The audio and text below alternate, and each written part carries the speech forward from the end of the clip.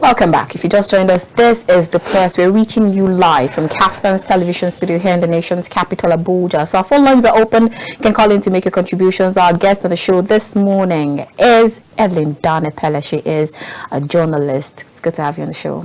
Thank you. Happy New Year. Yes. I wanted to be the first to say that. I had to get you first. Happy New Year. Happy it's New Year good to be back on The Press.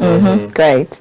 All right, so we have quite a lot of stories, but we stopped at a particular argument, and that is from the Punch newspaper. Says talks about the JAPA bandwagon, and says more youth sell assets, seek fortunes abroad. And I was talking about how much when you go to social media, you find people selling their properties, houses, clothing items, furnitures and fittings and all of that. And then we're arguing if you're for or against JAPA. And then Francis said that Nigeria is not giving the youth the kind of reason to actually stay. And then I said, isn't the grass greener where you water it? And then he said, there's no grass to even think of water. What are you on this? Are you for or against JAPA? Point of correction. I said there need to be a grass for you to water. Right. Yeah, you can't be fetching water into a basket in hopes that it will one day get filled up. That's true.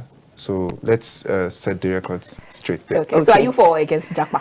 Before we get to that, you know one thing about Annabelle? Annabelle is like a switch. It's like Annabelle is like yes or no. Okay. You know, but I think that when it comes to this whole JAPA thing, I'm sure everybody knows what JAPA is, right? So we don't have to define it. It's the running away from Nigeria. That's what I like to call it. You know, there are gray areas, Annabelle. I don't think that this thing is a yes/no thing, and I'm saying that from a place of personal experience. I'm sure you're very familiar with the fact that I moved to the US for my graduate study, and right at the end of my graduate study I moved back to Abuja.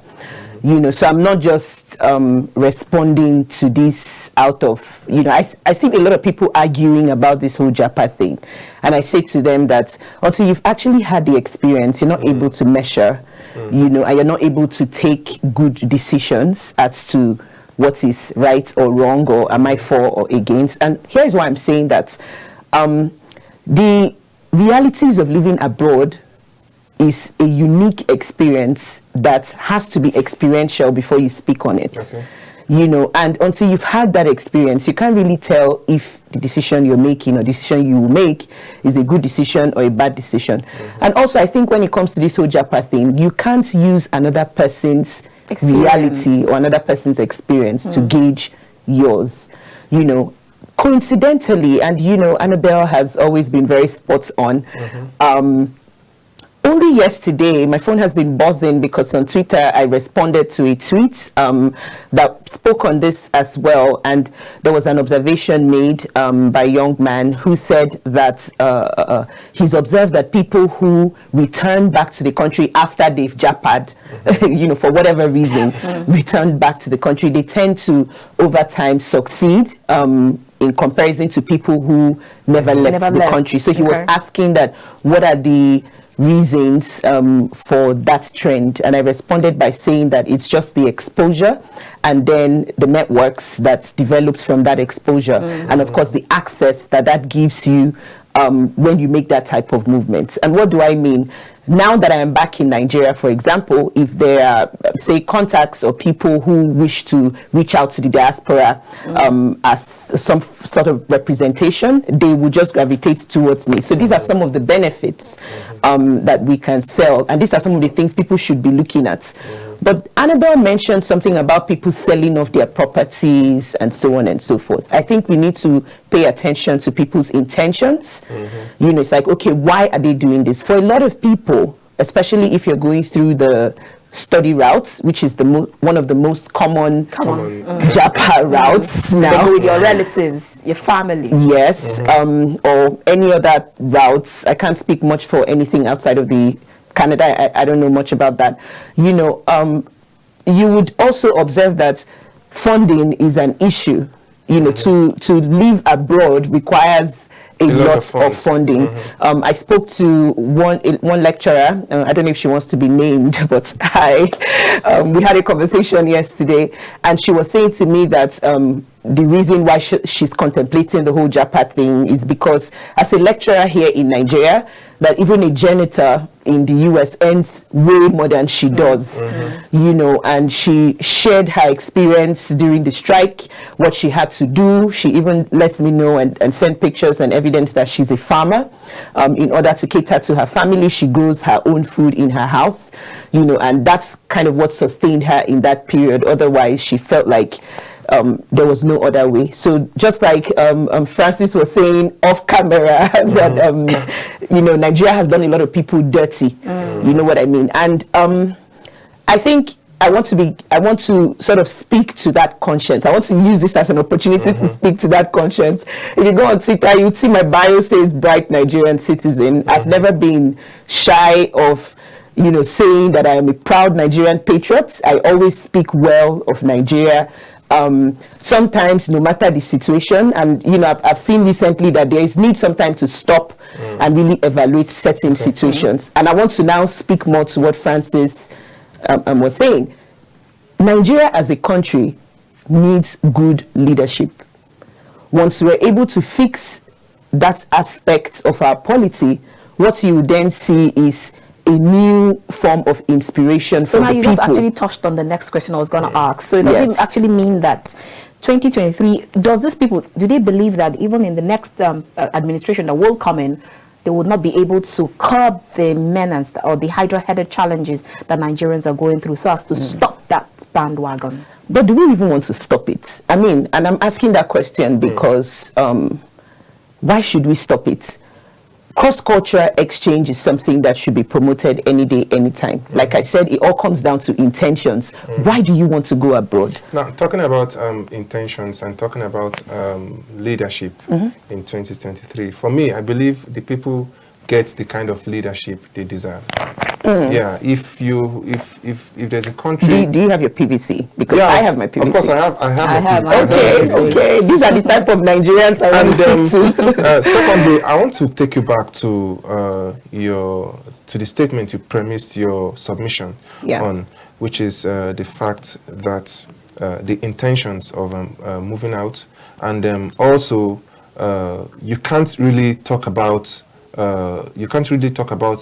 the experience there until you have experienced until you have experienced it. Now, coming from someone who has experienced both sides of the situation, now, what would you say to an average Nigerian youth nursing the same ambitions right now? Because I was surfing the net some time ago, and I saw someone. He works in Lagos. His annual salary is about 24 million naira. He lives in a house of his own in Lekki. You know, of course, we all know how much a house costs in Lekki, Lagos. And he still sold everything. He sold everything and left for the UK with his family, only to go and start his postgraduate program there. I mean, if someone earning that high, which we can in the Nigerian setting we can say is comfortable, if someone earning that high can still make that move. There are people who are earning way below the minimum wage, way beyond the minimum wage, who cannot even nurse that ambition in the first place. What would you say to them? I would say that everyone needs to clarify his or her intentions. It comes down to the intentions. And like I said before, don't make your life experience based on my life experience, because you're not aware of the variables that are at play in my own life. You know, and I'm saying that because in this day and age of social media, we all tend to just copy and paste one another, and that's very dangerous.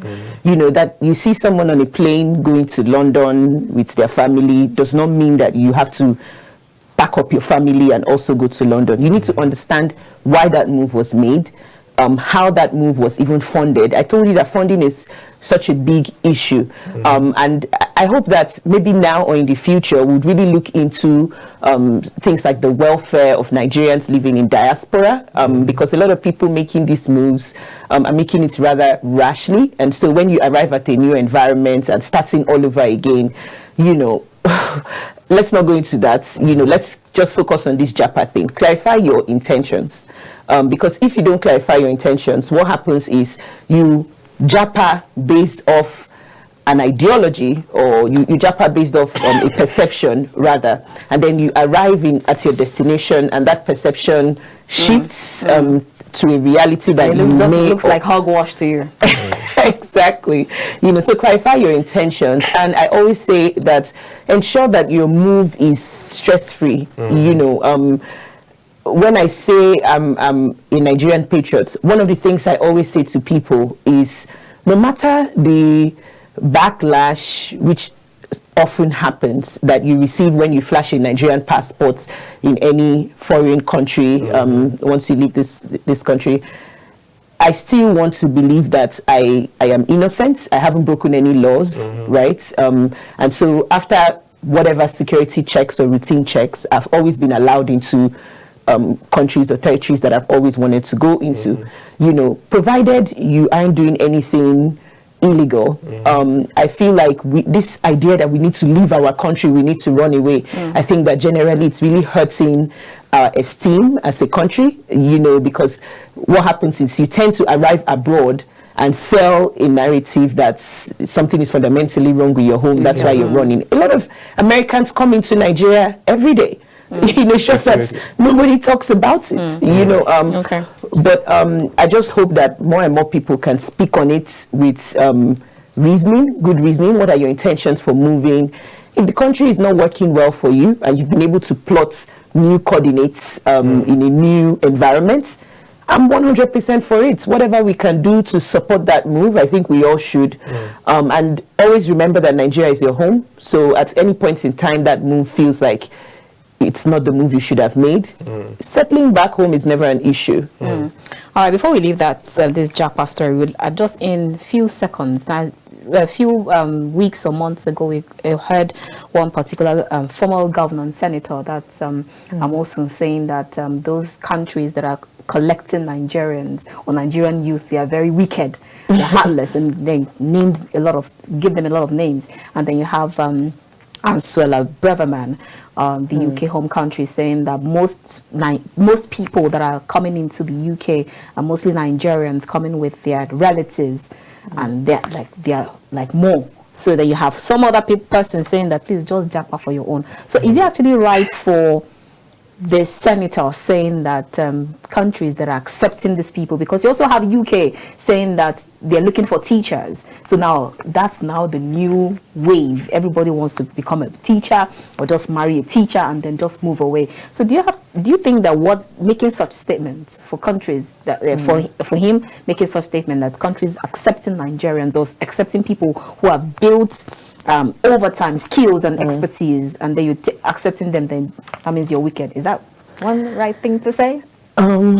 Sometimes you can share a personal sentiment from an official office, and so it sounds like national interest, right? So permission, or forgive the governor or whatever, or how you feel, because I can see really you're asking because the sentiment didn't go down well with you. Maybe wicked, I don't know why he must have said that, but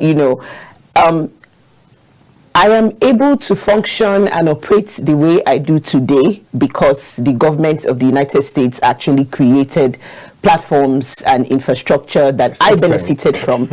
And at no point would I say that the US government is wicked, or I don't know. I don't know where that must have come from. And like I said, I think instead of focusing on this JAPA thing, because perspective is key, it carries a lot of negative, like, oh, you're running, Nigeria is on fire, you need to close it and run away. People write a lot of things on Twitter, just demeaning the nation. Your family is here. And for a lot of people that JAPA, your mom and dad are with us here in Abuja, some are in Lagos, some are in the villages, so no matter how much you try to make it look as if Nigeria is Mercury or Pluto, it's about to burn down. At the end of the day, this is our home. And part of, back to this patriotism, I'm saying, if you look at the places you're going to, they don't speak of their homes that way. And perhaps that's why their homes are developed enough for you to even come in and for them to absorb you, But I think people who have that same sentiment as the governor are probably just patriots as well, who genuinely love the country. And so anytime they see people leaving the country, it really hurts their hearts. So everyone's feeling is valid.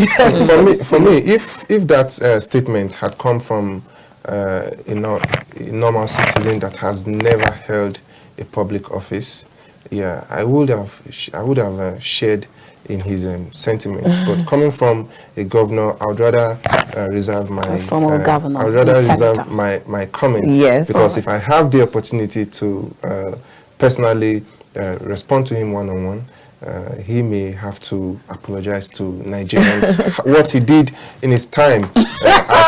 What he did in his time. Off your mic. Okay, so let's talk some security issues now. Insecurity festers despite Buhari's December deadline. The elections, 2023 elections, is just 53 days away. President Muhammadu Buhari, he promised to ensure that Nigeria is completely secured by December deadline.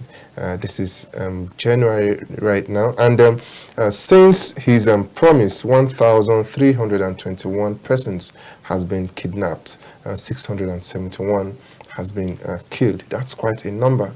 What are your thoughts on this? So I'm sure at some point we're going to get to the story of, the train kidnap. We're actually going to talk about it. In Edo State. I really was just sad when I heard it yesterday. I think I also watched a couple news stories about it. And the first thing that came to my mind was the first one that happened, and how that became at the center of our minds and hearts. And, there was full coverage on that as well. And we're still just recovering from that. And then this happens. So I started asking myself that how would we focus on something like the elections, for example, that's very critical. And like you said, I'm happy you're giving the numbers. Everyone knows the countdown. We're very close now.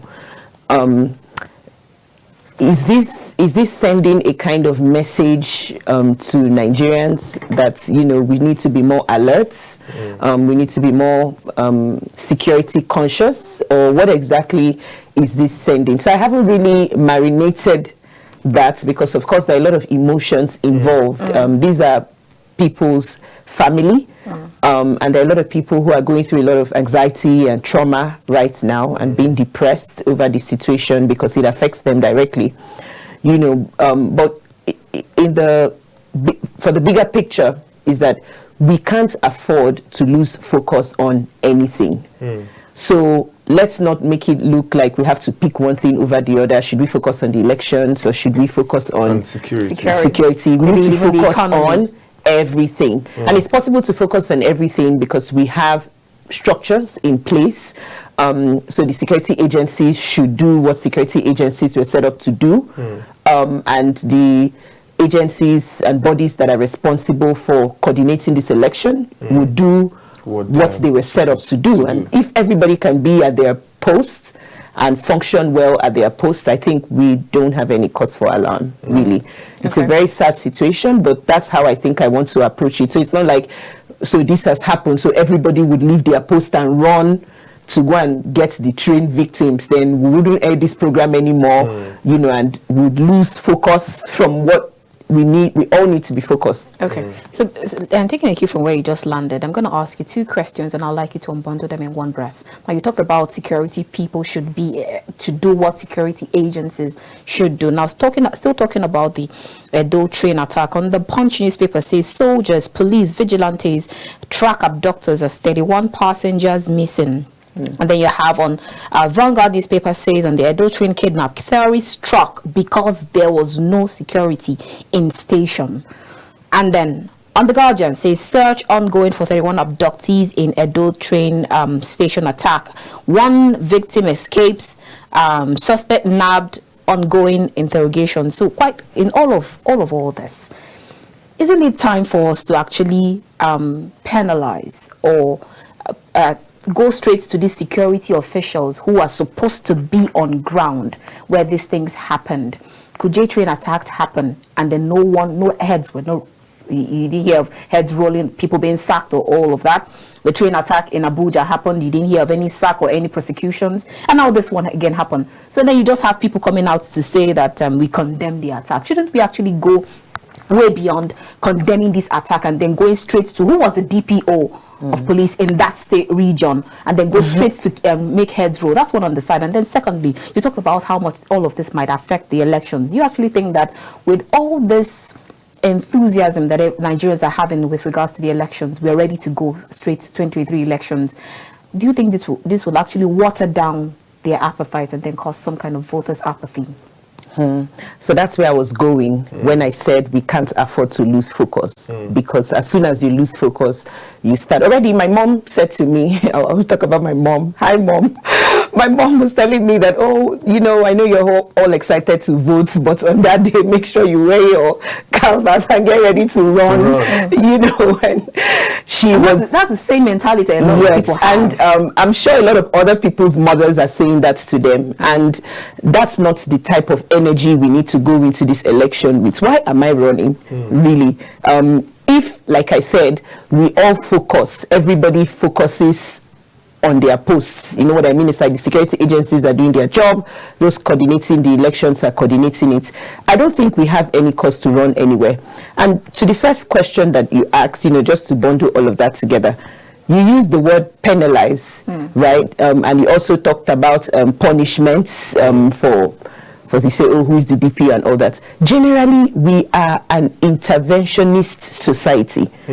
We need to shift from being reactionary and intervening, putting out statements, who is the DPO in and all those things, to being more of a preventive society. I asked a question one time, and that changes a lot. And I want to give an example now, which I got from the US. At one point, we were told in school, when the cases of mass shootings, became prevalent, that we were going to receive some sort of training on what to do if there was an active shooter on campus. And the only question I had was, why are you training me on what to do if there's an active shooter on campus? You should be training the police, all the people that know how to somersault, what to do to prevent active shooters from coming into my school. Don't train me on what to do. But isn't that what we should be doing? So that's exactly what in our syllabus. That's no. That's why. That's what's happening. That's what's happening here. Is when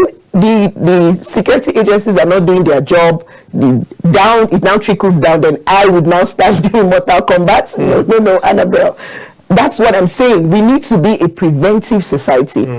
These systems need to work.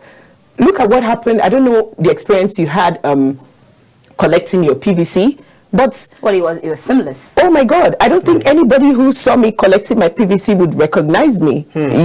Watching me on air now, because I was a complete mess. We were there for hours. It was very tedious, and I started asking myself. I said, why is it that as a society we haven't even embraced the use of technology or even things like mails? If NIPOST is working, for example, I have a valid address. INEC can partner with NIPOST to mail my PVCs to my house. These dispatch riders. And I don't need to go queue for 5-6 hours, lose my time. So like I said, all of these are manifestations of stresses and strains in all these agencies.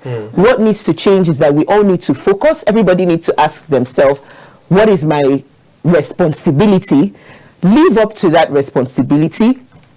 Take time and focus on your own domain and try to be a king in that domain. And I think that if we can all do that, like I said before, I don't think we have anything to worry about. Okay, just like you have said, we do not have anything to worry about. And I would want to stress on my earlier statement that the people get the kind of leadership they deserve. And I want to cast your mind back to 2020 during the End SARS protest, and looking at the energy with which Nigerian youths came out. As at 2020, I was looking at the year 2023, looking at the whole political scene, the electioneering campaign, taking a different look, taking a different, like the whole political structure having a different tone entirely. But then, for me, it feels more like the lightning has struck on the same spot twice again. And it brings me to my next question. There's a report here that says Tinubu Atiku Obi's campaigns based on irrelevant issues. Do you think, on a general note now, do you think with 53 days to the elections now, do you think the campaigns of the various presidential candidates, do you think it has been issues-based enough? I think our keyword for today is focus. We need to focus. Because the minute you lose focus, especially in these few days to the election, we are going to stall. And this election that is coming is very important. But then we have to be focused on something. Yes. Now, you said something, and in the headlines that you read, you mentioned Tinubu, Atiku, Obi. Those aren't the only presidential candidates that are running for this election. I still don't know why the media is putting in so much effort to sort of shrink this election into some sort of, we don't have any option. There are a lot of presidential candidates running for this election. Every serious Nigerian should know the names of at least 10, because that's how wide the pool is. We shouldn't try to convince Nigerians that we're out of breath here, or we're out of, and this is what I'm talking about, focus. We all need to be focused. How many people know that there are 18 presidential candidates, and how many of them can you name? So when we start asking the wrong questions, we'll get the wrong answers, we'll develop maybe the kind of leadership. So I don't want to talk about the presidential campaign of 3 people. I want to talk about the presidential campaign. I'm coming there and learn of 18 people, and the ones that I have been following have been issue-based. And that's what I'm telling you about focus. But if you don't find issue-based conversations in the campaigns that you're following, I'm letting you know that there are 18 presidential candidates, and there are so many issue-based conversations that have been going on in various parties, because the ones that I have been listening to and attending have been issue-based. Feel free to explore all these other options. So now let's look at it from the perspective of the Nigerian youth that forms the highest block of the voting statistics. What would you make of their body language so far, considering all that we had anticipated coming into 2023? What would be your assessment on the Nigerian youth? All I would say to the Nigerian youth is, if there's any time in our history where we have to prove that our parents did not waste their money on our school fees, it is now.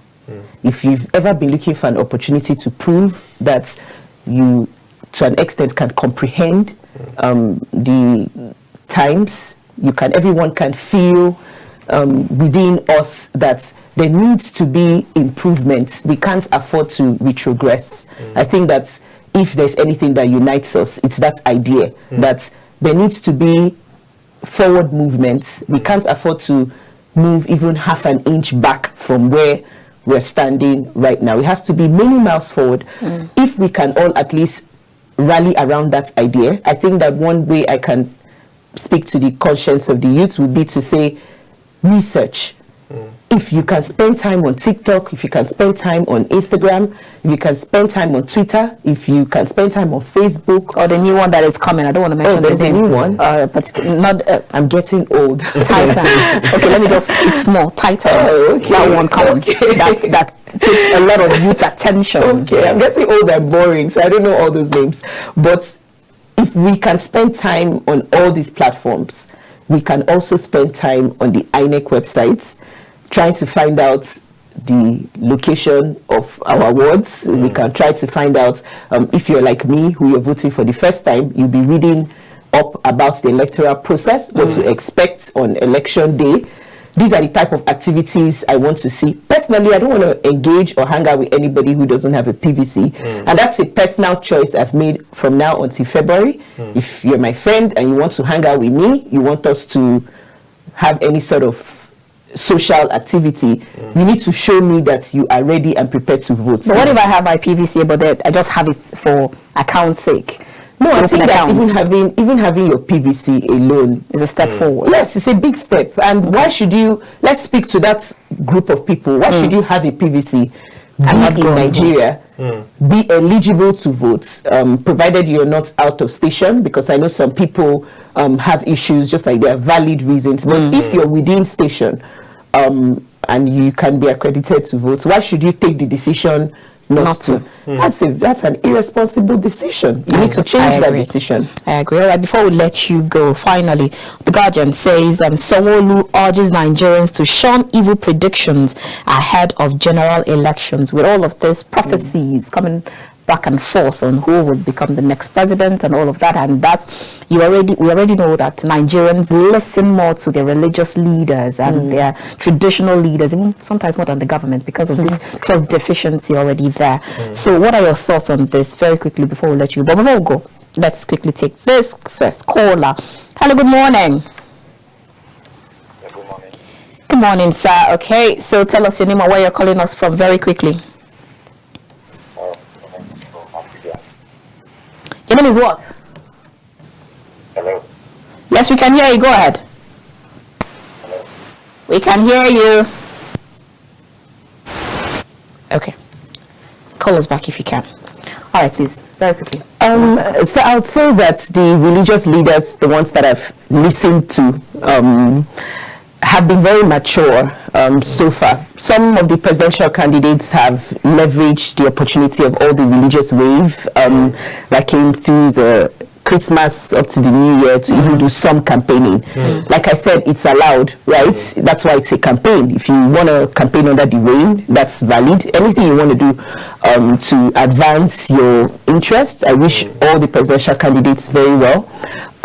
Like I said, I am on the side of the people. It's always for the people. So let's do our research. Let's all vote with our conscience. You have to. I'm just concerned that more and more people, like Annabelle said, are falling into voter apathy with the whole security issue in the country, and so on. So we should speak more to people waking up or walking away from that. Let's not get ourselves into that place where we have conversations that lead to apathy. All right. So that's just what I have to say. But for the religious leaders, I think they've been very mature in their teachings. All right. Hello, good morning. Good morning. Good morning. Tell us your name and where you're calling us from. Orji from Abuja. All right. You have less than 60 seconds. Let's get your contribution. Okay. First, let me commend your guest. I think she has spoken well, and she refused to stick to where you people want to corner her to. I appreciate her for being good to analyze the way she did. But then, let me touch the security. You know, this security issue has been on ground for long. And all manner of promises have been given by this government that they are going to handle it. Here we are, they have few months to go. And just few days to election. And we can see what is happening. Can we, generally as a nation, trust this party? In no sense of it. I want to encourage everybody, just as your guest has said, get your PVC, make your decision, and don't allow anybody to distract you. Great. Just concentrate. All right. In Nigeria. Thank you. Thank you so much for that contribution. Very well said and apt. Right. That's where we leave it for this segment of the show. As we go straight to social media corner, we would actually bring you to our social media corner. So yesterday was the 51st birthday of our very own founder and president of KAFTAN TV, Prince Adeniyi Adebayo, who is also the SDP presidential candidate. And then social media went agog with so many messages. So we'll start with Evelyn Epelle. What's your goodwill message to a president? Oh, President Adeniyi Adebayo is an exceptional man. And like I say, this would be the first time that I would actually say this publicly, is that you have to encounter him to discuss him. Yes, he's not the type of person that you discuss before you encounter or from afar, because chances are you would make a very terrible mistake. I think that I'm grateful to be a part of the institution that he led or that he's leading, which is KAFTAN TV. I've been at KAFTAN TV for 5 years, and I think that if I can speak to his leadership, I would say that his leadership has been very kind. So that's what I know. You know, he's this type of person that, and I'm sure you can relate, that if he sets out to do anything, that thing would be done before the light of the day ends. You know, so I'm very inspired by him. I'm proud to have been led by him, and I don't think on any day that I would fault his leadership. I think that I'm very happy, and I wish him well. By this time last year, we were all in, well, let's not say all, some of us were in Ondo at Prince Adeniyi Adebayo's birthday party. I don't know about you, but that's the biggest birthday party that I've been to, and I was happy to see how he was able to pull everyone together. One thing that struck me was I saw his mechanic, and I was like, okay, you know, I saw a lot of people, and people came in from different parts of the world. You had people flying in from Australia, and they came from the airport straight to the venue of the birthday. So that really made me know that this person is a people's man. Oh yes, So happy birthday, President. He doesn't like this. Yes, he doesn't. But he doesn't like this. Happy birthday to you, our very own founder of KAFTAN TV, Prince Adeniyi Adebayo. Wish you all the best, and we pray that God answer all of your secret prayers. Amen. All right, so from there we'll go straight to other stories on social media trend. And do you know what trended last weekend? Everybody is selling kuli or wants to sell kuli this day. Okay, so now this story says that the Nigerian businesswoman Angela Job Emodia has claimed that she made sales of about 1 billion naira in 2022.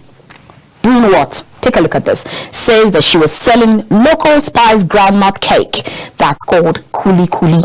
And then Emodia, who is based in Jos Plateau State, with the business name, don't want to call the business name, also said that she's targeting to make more than 2 billion naira in 2023. The revelation has got internet users talking, and then has made, which was made known in Facebook page on Saturday, January 7, 2023.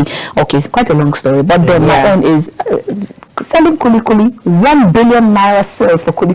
The reason you're doubting it is probably because, or the reason we are doubting it is because we don't have 1 billion naira. You know, I don't mean that. Oh God, I'm sorry, Annabelle. Annabelle is a future billionaire.